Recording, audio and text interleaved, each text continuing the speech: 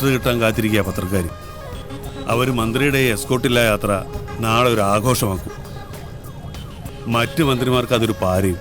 ഇവിടുത്തെ മന്ത്രിമാർക്ക് എസ്കോട്ട് പോകുന്ന വണ്ടിക്ക് അടിക്കുന്ന ഡീസലിന്റെ കാശുണ്ടെങ്കിലേ APL BPL നോക്കാതെ വെറും 1 രൂപയ്ക്ക് കൊടുക്കാം 1 കിലോ അരി.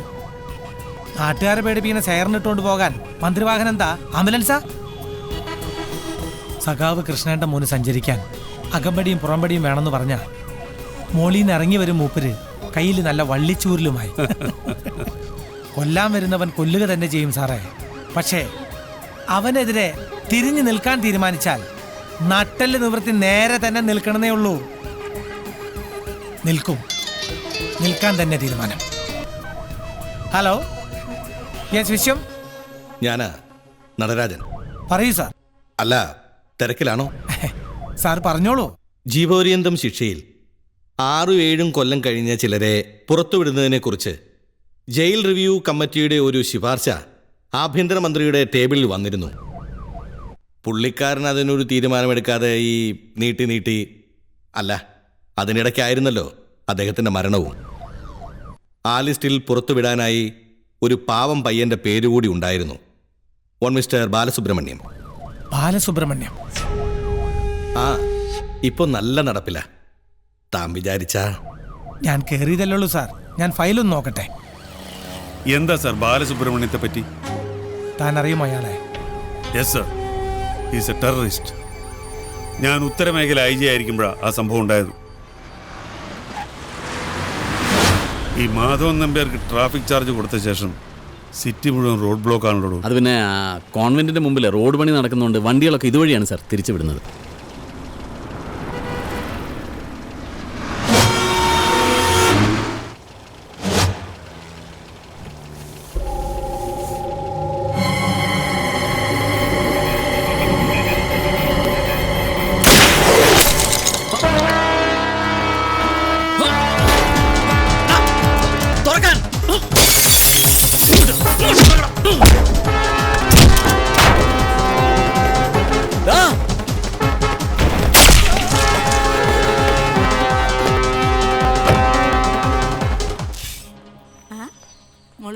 കാപ്പി കുടിച്ചില്ലേ?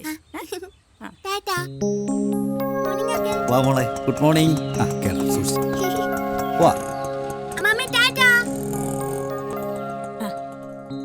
അവൻ ഉണർന്നില്ലേ മോളെ? കുളി കഴിഞ്ഞ് പത്രവായനല. എങ്കി നീ ഈ പ്രസാദം അവന് കൊണ്ട് കൊടുക്ക്. എന്താ രാവിലെ തന്നെ അമ്മായിമ്മ മരുമോളും കൂടി ഒരു ഗൂഢാലോചന? നീ ഇങ്ങ അടുത്തേക്ക് നീങ്ങി നിൽക്ക്. ആ നെറ്റി ഒന്ന് കാണിച്ച്. എന്തിനാ പ്രസാദം തൊടിക്കാനാ? ഇതൊക്കെ എന്റെ നെറ്റിക്ക് ചേരുന്നതാണോ എന്റെ അമ്മേ? ഇന്നൊരു ദിവസം അമ്പലത്തിലെ പ്രസാദം നെറ്റിയിൽ തൊട്ടുന്ന് കരുതി എന്ത് ആദർശം ഇല്ലാതാവണമെന്ന് കാണണമല്ലോ. ഓ, സമ്മതിച്ചു. അമ്മ കൊണ്ടുവന്ന പ്രസാദം അമ്മ തന്നെ നെറ്റിയിലിട്ടതാ. ഈ ദിവസത്തിന്റെ പ്രത്യേകത എന്താണെന്ന് നിനക്കറിയോ? എല്ലാ ദിവസം പോലൊരു വേറൊരു ദിവസം. എന്നാ എല്ലാ ദിവസത്തെ പോലെ ഒരു ദിവസമല്ല ഇന്ന്. ഇന്ന് നിന്റെ പിറന്നാളാ. ആണോ? ഞാനത് ഓർത്തില്ല. ഗംഗേ, നീ ചെന്ന് ഫയലുകളൊക്കെ ഒന്ന് എടുത്തു വെക്കി. 9 മണിക്ക് എനിക്കൊരു മീറ്റിംഗ് ഉള്ളതാ. ഈ മീറ്റിംഗ് പ്രകടനമൊക്കെ കഴിഞ്ഞ് വിശ്വാട്ടിന് എന്തെങ്കിലും ഒരു ദിവസം നേരത്തോടെ കിട്ടും. ചുമ്മയാ. ആട്ടെ, കുറിയൊക്കെ തൊട്ട് കഴിഞ്ഞപ്പോ അമ്മയുടെ മോൻ എങ്ങനെയുണ്ട്? കൊള്ളാം. ഇനി ആരെ കണ്ണു തട്ടുമെന്നോർത്ത് പേടിക്കണ്ട. നിന്നോട് പലതവണ ഞാൻ പറഞ്ഞിട്ടുണ്ട് മൂത്തവരോട് തറുതല പറയരുതെന്ന്. കാലത്ത് തുടങ്ങി രണ്ടും കൂടെ. നീ എന്തിനാടാ എപ്പോഴും ഇങ്ങനെ അവളോട് വഴക്കുണ്ടാക്കുന്നേ?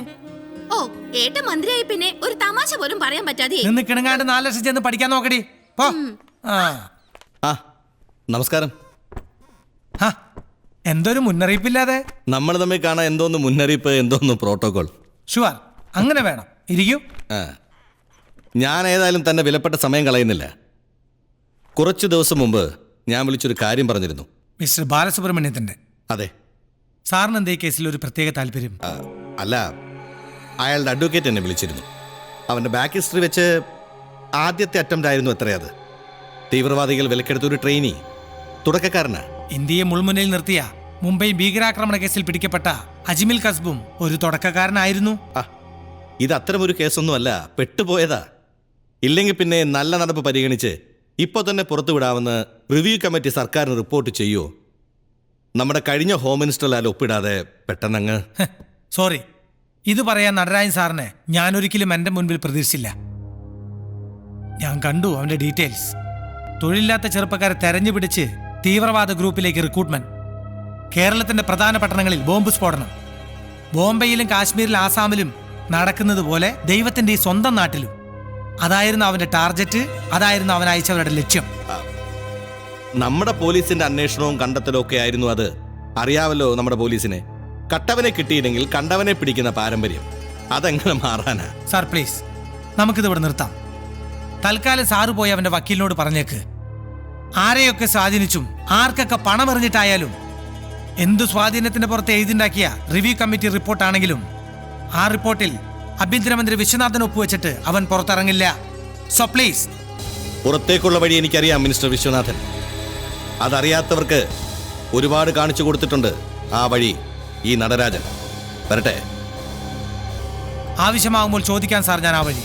ഇല്ലെങ്കിൽ ചിലപ്പോൾ ഹൃദയസമ്മനം വന്നാലോ. മെഡിക്കൽ സയൻസിൽ പറഞ്ഞാൽ കാർഡിയാക് അറസ്റ്റ്.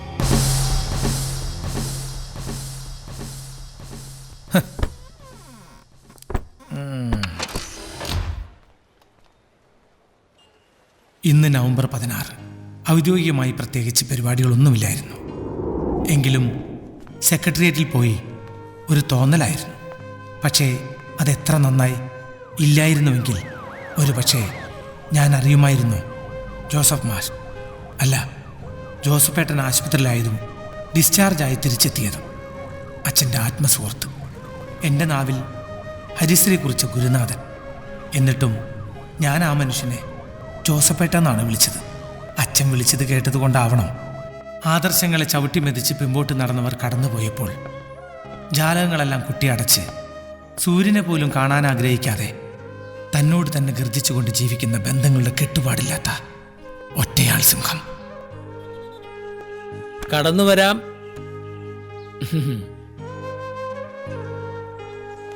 ഇരിക്കാൻ നേരമുണ്ടെങ്കിൽ മന്ത്രിക്ക് ഇരിക്കാം. ദാഹമുണ്ടെങ്കിൽ പച്ചവെള്ളം ഇരിപ്പുണ്ട്, കുടിക്കാം. വേണ്ട. പിന്നെ ധർമ്മസംരക്ഷണാർത്ഥം പാഞ്ഞു കിടക്കുന്നതിനിടയിൽ എങ്ങനെ ഓർക്കാൻ സമയം കിട്ടിയിടോ കണ്ടം ചെയ്ത ഈ കമ്മ്യൂണിസ്റ്റുകാരനെ. ഇന്നാ ഞാൻ അറിഞ്ഞത് ജോസഫേട്ടന്. ഇതിൻ്റെ ഉള്ളിലിരിക്കുന്നവൻ ചെറുതായിട്ടൊന്ന് പണിമുടക്കിയതാ. 10-70 കൊല്ലമായിട്ട് ബോണസോ അലവൻസോ ഒന്നും ഇല്ലാതെ പണിയെടുക്കുന്നതല്ലേ. അടുത്ത ഒന്നുകൂടെ ഉണ്ടായാൽ ഈ കമ്പനി പൂട്ടും. പിന്നെ പള്ളിപ്പറമ്പിലെ തെമ്മാടിക്കുഴിയിലേക്ക്. ജോസഫേട്ട, ഏതെങ്കിലും നല്ലൊരു ഡോക്ടറെ നമുക്ക് കാണണം. വിശദമായിട്ടൊന്ന് പരിശോധിക്കാം. എന്തിന്? ഇനിയും മരിച്ചു കിട്ടാനോ? ആഹാ, മന്ത്രി വന്നത് ഈ ഒറ്റവണ്ടിയിലാണോ? പോലീസും പട്ടാളമൊന്നും ഇല്ലേ? ഞാൻ വേണ്ടെന്ന് പറഞ്ഞിട്ടാ. ഓ, ആദർശം. ആർക്ക് വേണോടോ അത്? അതിൽ വെള്ളം ചേർക്കാത്ത, അത് വിറ്റ പണം പോക്കറ്റില്ലാത്ത ഒരുത്തരുണ്ടെങ്കിൽ പറ. അനുഭവിക്കണവിടോ. വരുന്ന സൗഭാഗ്യങ്ങളൊക്കെ എണ്ണി എണ്ണി ആസ്വദിക്കണം. കൂടെ നിന്നവനെയും കൂട്ടു നിന്നവനെയും ഒക്കെ മറക്കണം. പറ്റിയ പിന്നെ ഇന്ന് കുത്തണം. അങ്ങനെ ചെയ്യാത്തവനൊക്കെ കുത്തുകൊണ്ട് വീണിട്ടേ ഉള്ളൂ. അവരെ ഒരു പട്ടി തിരിഞ്ഞു നോക്കിയിട്ടില്ല. അതാണ് ചരിത്രം. അതിന് ജീവൻ കൊടുത്തവരൊക്കെ വെറുതെയാ. വീട്ടുകളുടെ ഗിന്നസ് ബുക്കില അവർക്ക് സ്ഥാനം. ജോസഫേട്ടൻ കൂടുതൽ സംസാരിക്കണ്ട. ഓട്ടടോ.